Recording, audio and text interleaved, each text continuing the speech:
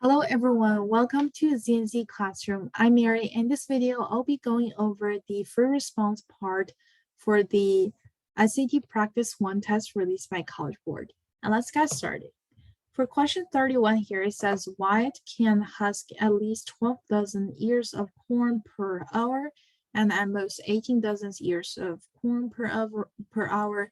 Based on the information, what is the possible amount of time in hours that could take White to husk 72 dozen ears of corn? So for this question, there is more than one answer and you only need one. So since it says at least 12 and most 18, we can find a range. So if it's 12, we get 6 hours. And if it's 18, we get 72 divided by 18. We could get, let's see. So 4 hours. So that's 4 hours. So let's just put 4 hours in the front. That seems better. So 46 hours. So if you do 4 hours, 5 hours, 6 hours, they're all going to be the correct answer. All right, question 32. The posted weight limit for a covered wooden bridge in Pennsylvania is 6,000 pounds. A delivery truck that is carrying X identical boxes, each weighing 14 pounds, will pass over the bridge. If the combined weight of the empty delivery truck and driver is 4,500 pounds, what is the maximum possible value for X that would keep the combined weight of the truck, driver, and boxes below the bridge's posted weight limit? So if we do this, we know that we could set up an equation here. Since it says the limit is 6,000, we could do 4500. This is the person, the driver, and the empty truck, plus 14x equals 6,000. So we subtract 4,500 on both sides. We got 14x equals 1,500. And divided by 14 on both sides, we get x equals, so 1,500 divided by 14 is 1, and then 1 0, that gives me 0 0.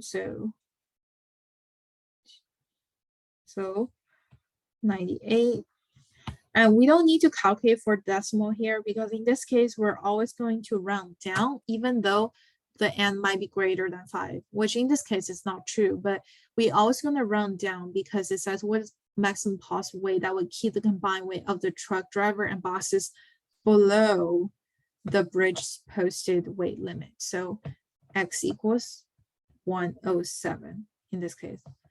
I think I better write, let's just write approximately equal to, and 107 will be our correct answer. Or if you want to write this thing more clear, you could write like less than instead of equal to, but it's not really needed for just for test taking purpose. And we already know it's going to round down. So it's 107 instead of 108, which in this case, it has to be 107. All right, next question. It says, according to the line graph above, the number of portable media players sold in 2008 is what fraction of the number sold in 2011? So 2008 is over here, which is 100, and 2011 here is 160.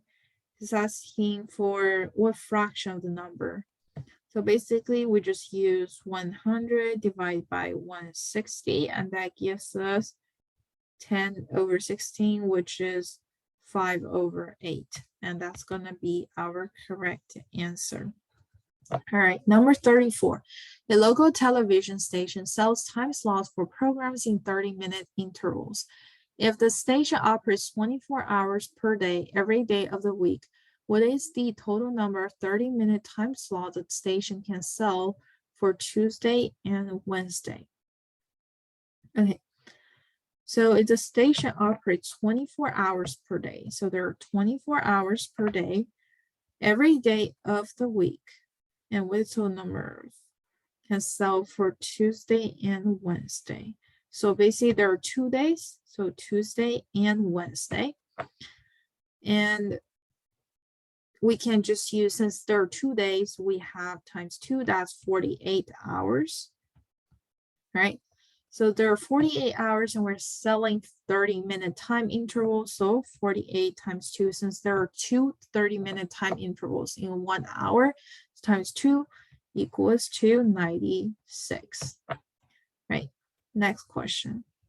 A dairy farmer uses a storage silo, that is the shape of the right circular cylinder above. If the volume of the silo is 72 pi cubic yards, what is the diameter of the base of the cylinder in yards? So it tells you the volume. So the volume of the cylinder is r squared, pi r squared h. So this is 72 pi. And basically you can cancel pi on both sides, since it already tells you the h, you just plug it in, times 8, that equals to 72. Then you divide by 8 on both sides, you know that r squared is going to be 9, so r equals 3 yards. It's not going to be -3 because it's this, or its diameter, right?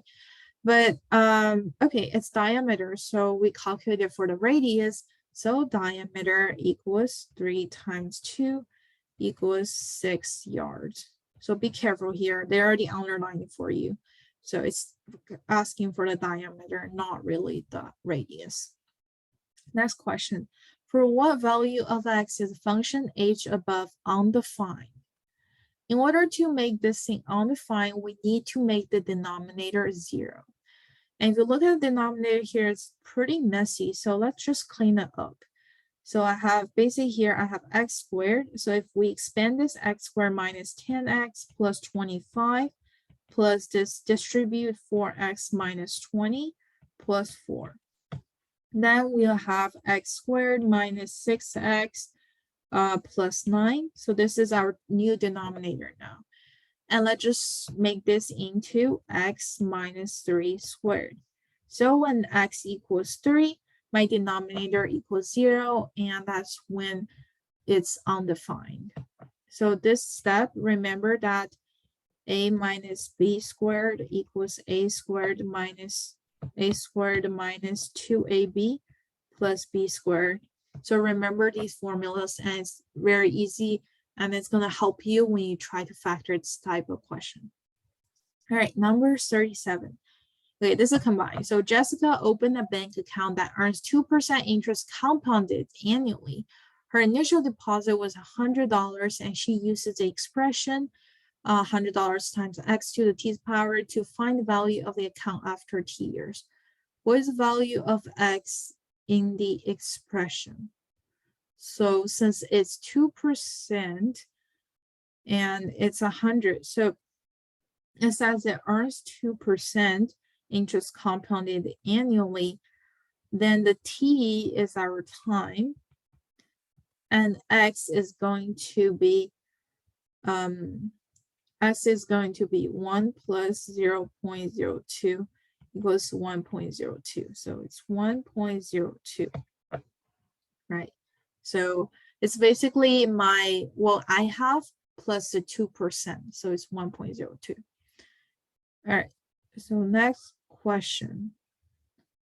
It says Jessica's friend Tyshawn found an account that earns 2.5% interest compound annually. Tyshawn made an initial deposit of $100 into this account. At the same time, Jessica made a deposit of $100 into her account. After 10 years, how much more money would Tyshawn's initial deposit have earned than Jessica's initial? How much more money would Tyshawn's initial deposit have earned than Jessica's initial deposit? So round your answer to the nearest cent and ignore the $sign when grading your response. Okay, this question, I would say that you have to use a calculator, because one will be 100 times 1.02 to the 10-year, and the other one is 100 times, that's 1.025 to the 10th power. And basically it says how much more.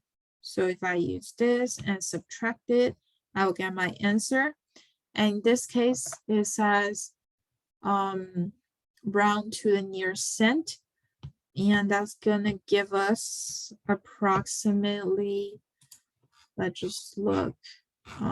If you plug in the calculator, you should get 6.11 in this case. So 6.11. I just look at the answer in this case, but you can actually just plug into your calculator and see.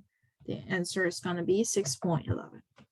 And thank you so much for watching, and I hope you enjoyed this episode. And this finishes the SAT practice number 1, and we will continue with SAT practice.